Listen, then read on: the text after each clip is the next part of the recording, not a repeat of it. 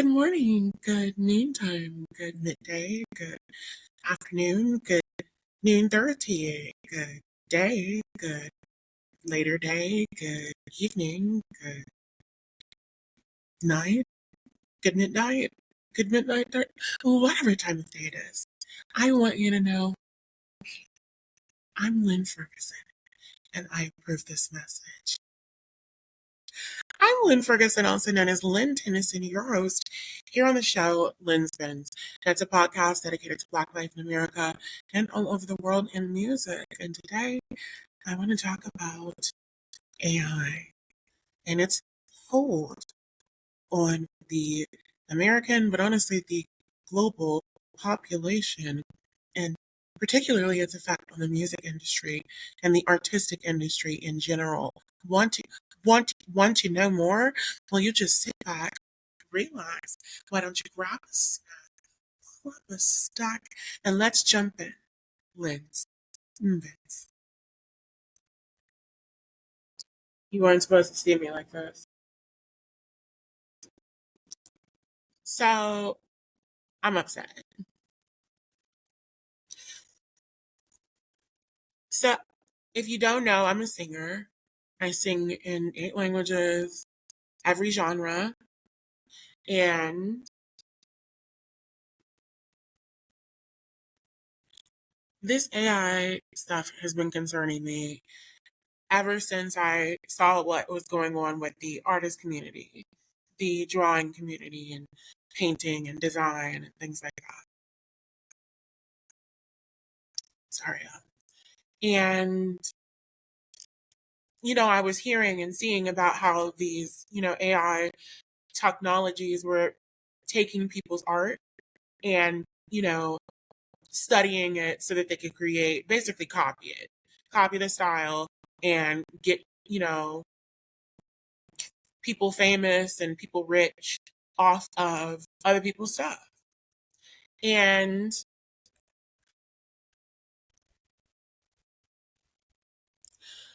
I knew it was only a matter of time before that was going to be the case with the music industry. Now, I made a podcast episode, and if you've been with the podcast for since well before I ever did any videos, then you know that there is an episode that I used to cover F in Mecca, F in Mecca, and he's some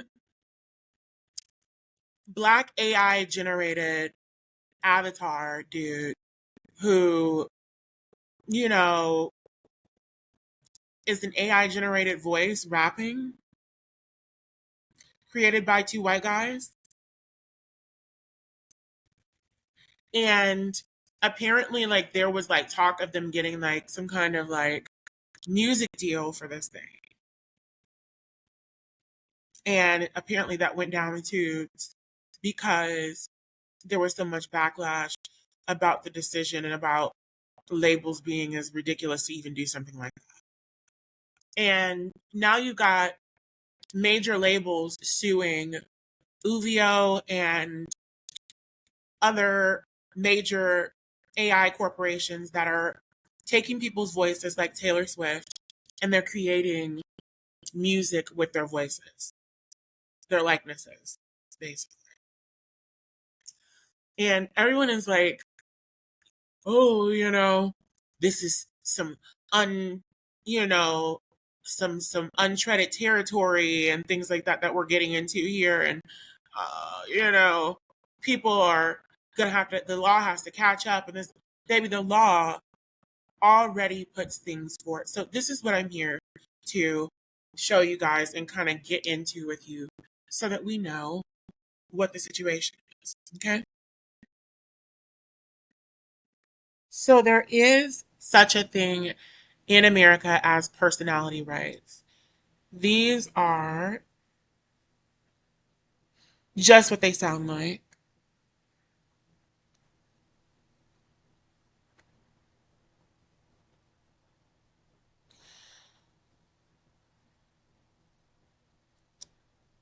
According to Case Western Reserve University, School of Law,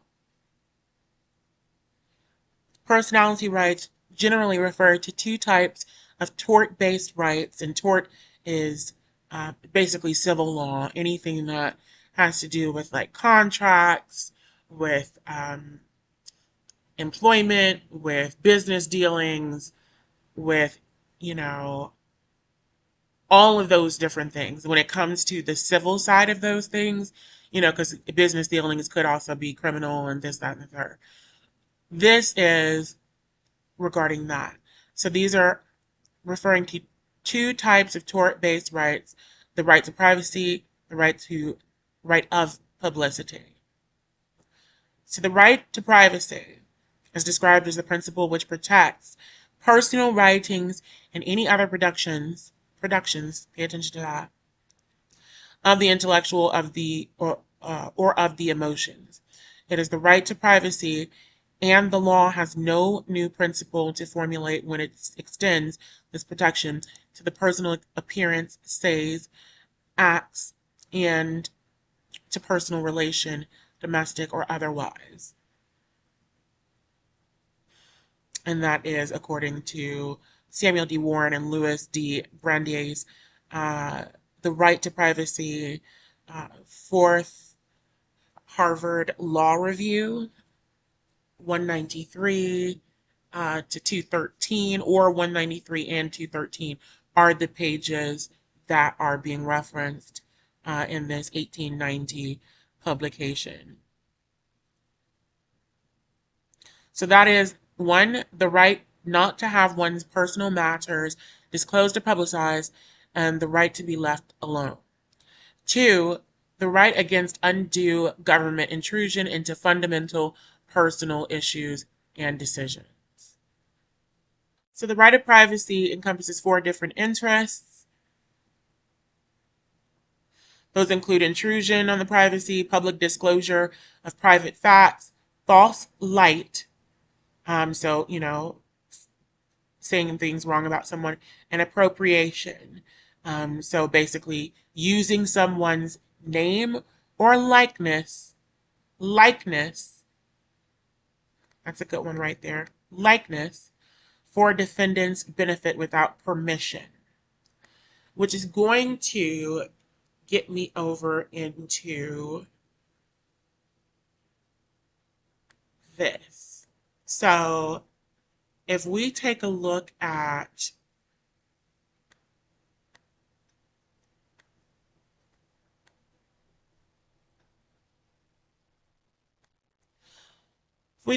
the Lanham Act, it is, according to U.S. Code 15, Section 1051,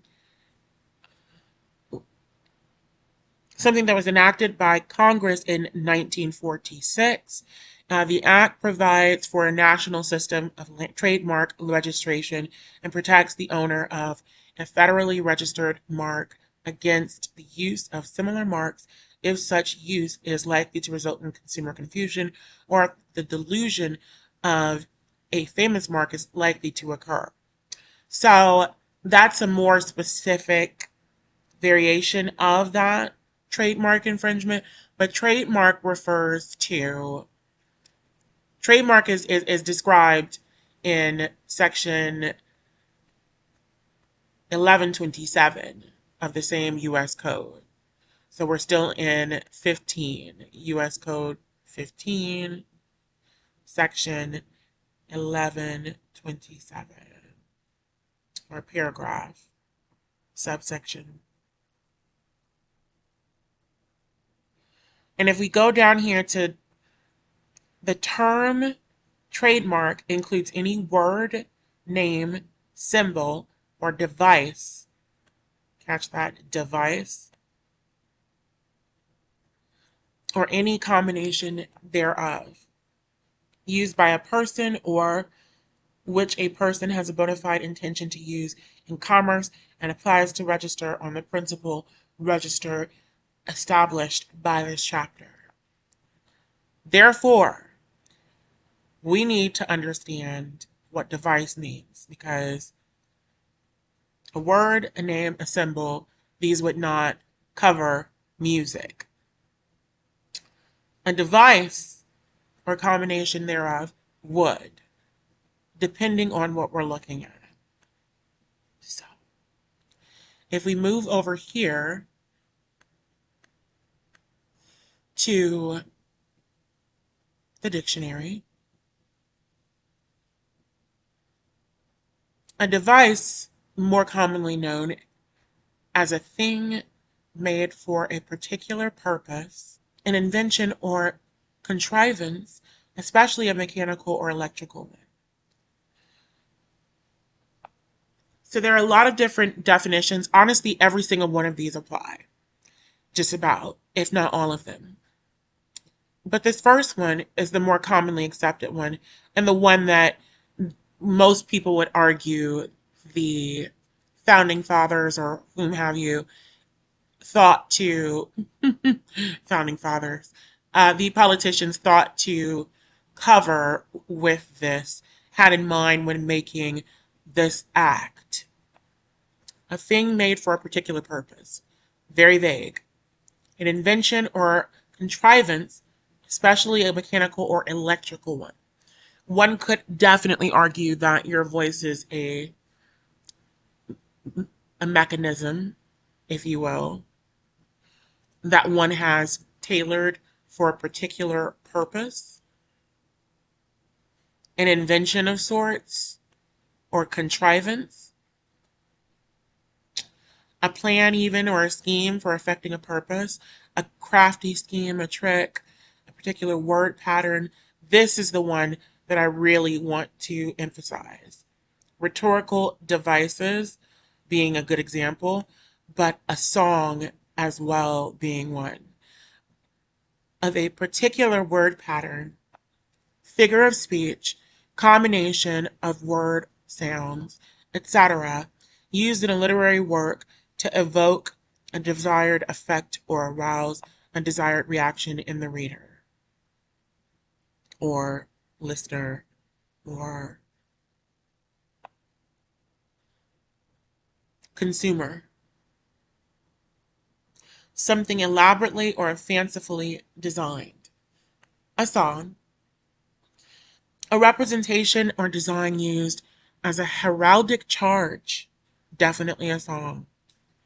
Or as an emblem, badge, trademark, or the like. So,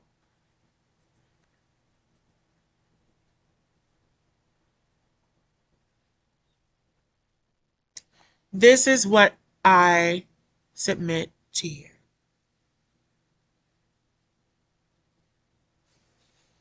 So, people getting, you know,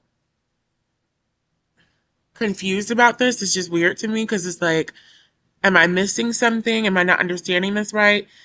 Because my knowledge, from what I can see, these are all things that are already covered. So no one should be able to do these things. Again, I think that the main detail, the truth is in the details. And I think the main detail that we have to work with in this situation is when it comes to protecting someone's likeness.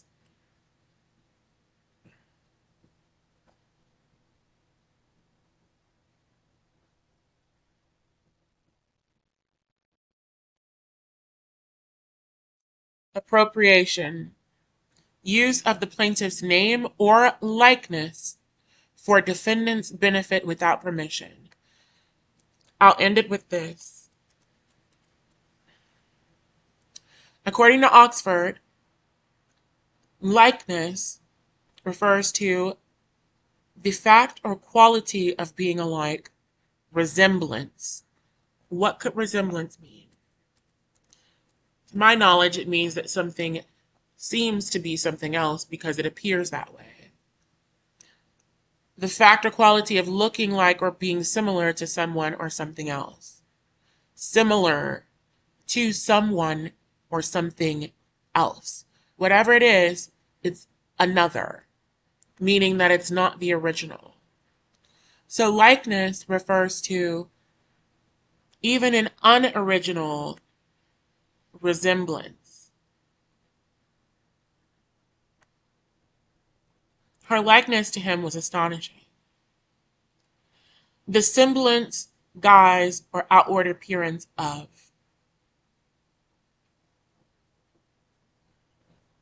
A portrait or representation. There are more things to see in this definition, but they have covered the main definitions of the word likeness. So